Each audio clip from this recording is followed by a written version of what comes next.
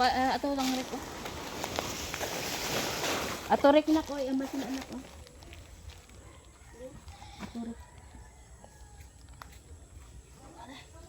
Ato rin ko.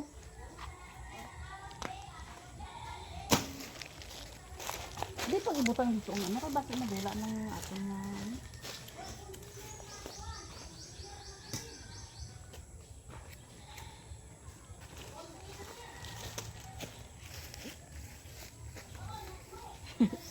Dito ka na.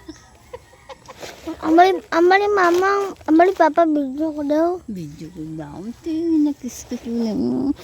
Salamat. Oh, tama naman yung video. Dito naman. Naman ma? Nara.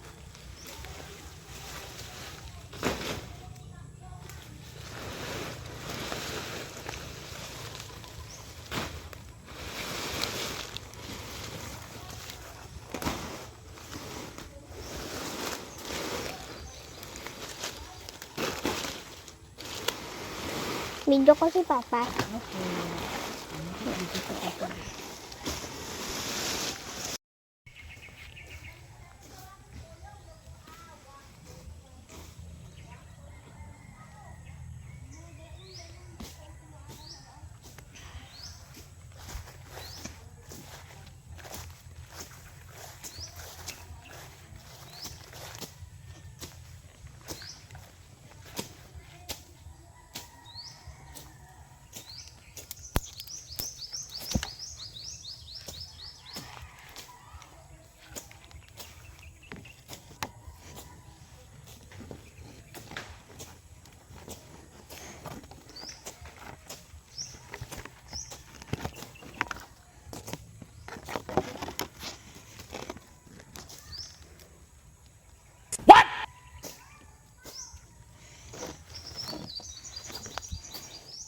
Video mo mama.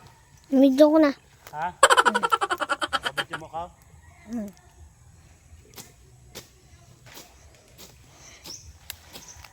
Kuya.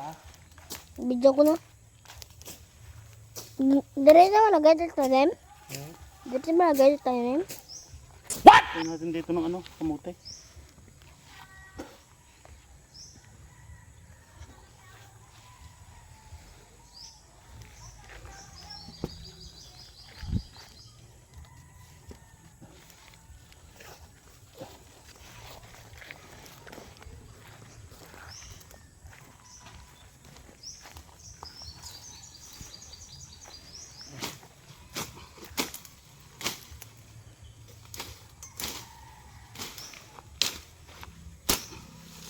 Alright mga kabatang, yon magandang umaga sa inyo lahat at ngayon po kami ngayon ay nasa bukid at ang taga-video ko po ay ang aking anak na bunso na si Sam Sam.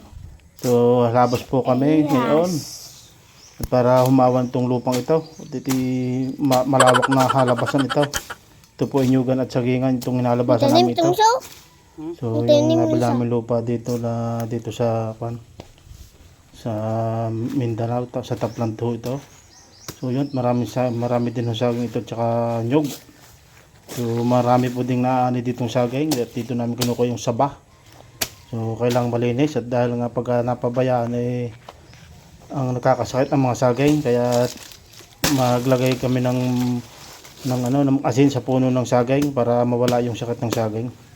So hindi na nga ito malabasan. Ngayon lang ko nalalabasan itong aming lupang ito dahil nga ako lagi nasa abroad. So ngayon nalabasan na namin magkakasamang pamilya yun, at nakita ang kaluangan ng lupa. So napakagandang lupa, patag.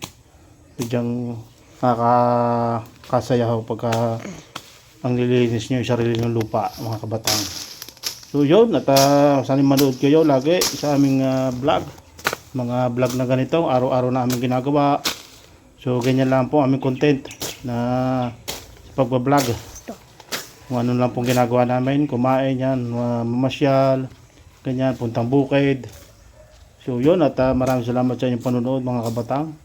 So laging tutok sa akin ng camera. Pasensya na ako kayo at magalaw yung camera namin, cameraman, ang aming bunso.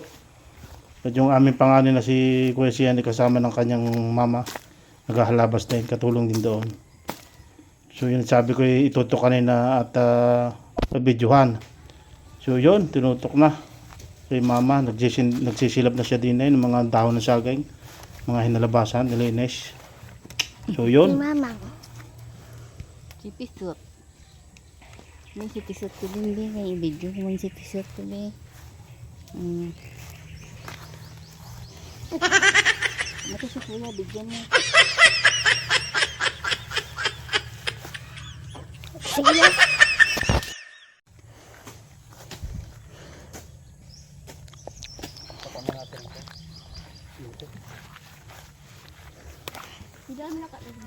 ha?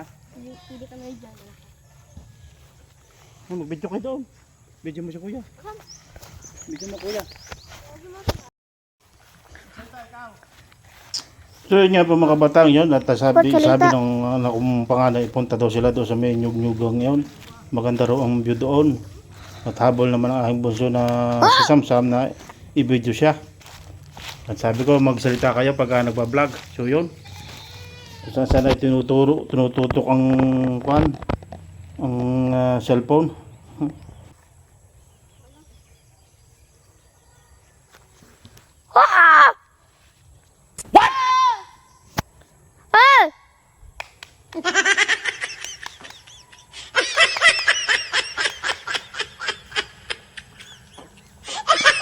Then, tapos, so, kompo.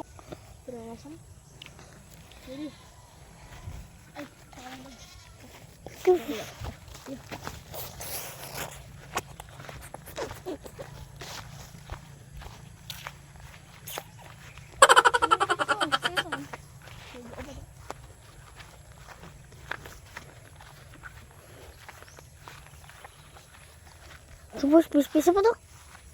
Balay. To? What? Gago? Dang? Amber siya pa.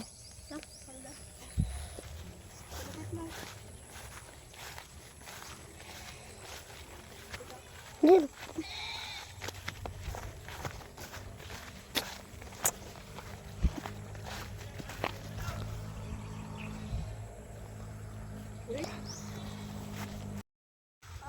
So yan nga po mga kabatang yun at ako'y pinuputol ko na nga ho yung pantanim namin ng kamuting kahoy at aking itatanim nga namin mag-aama itong kamuting kahoy at para pag ito'y nagsilaki at lumaman may makakain man lang tayo ng kamuting kahoy. Masarap po yung kamuting kahoy na yan sa mga nilabon, gawin mong suman. Sa Batangas yung tawag sa amin tinapek, yung piniprito. Kinatyad mong kamute, tapos nilagang asukal, tapos piprituhin yun. Yun ang namit doon sa Batangas. Tsaka pitche-pitche kung marunong magawa. So yun ang panganay ko, ang aking bunso. Yun, katulong ko. Ako maghuhukay dyan at sila magtatanim. So tinatapos ko lang putulan mga kamuting aret. Hiningi ko pa sa kapitbahay ring kamuting kahoy. Pantanim, mga batang.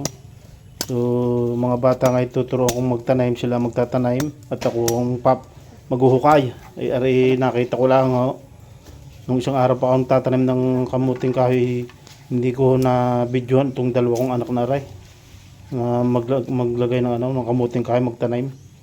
At ako ang taga hukay.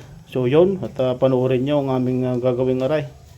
Medyo mamahaba rin nga itong videong ito. So kayo nang bahalang manood ang bidyong ito at talagang ipinundo ko na lang yung aming camera para makita kaming nagtatanim nga mga kabatang.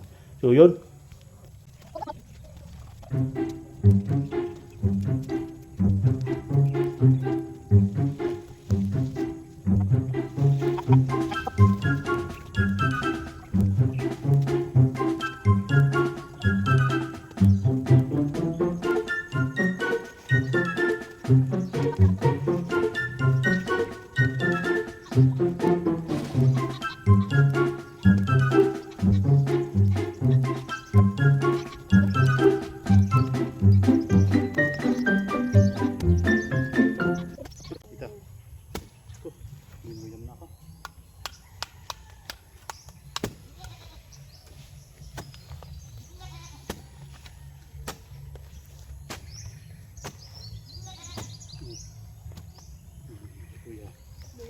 Kuya ba?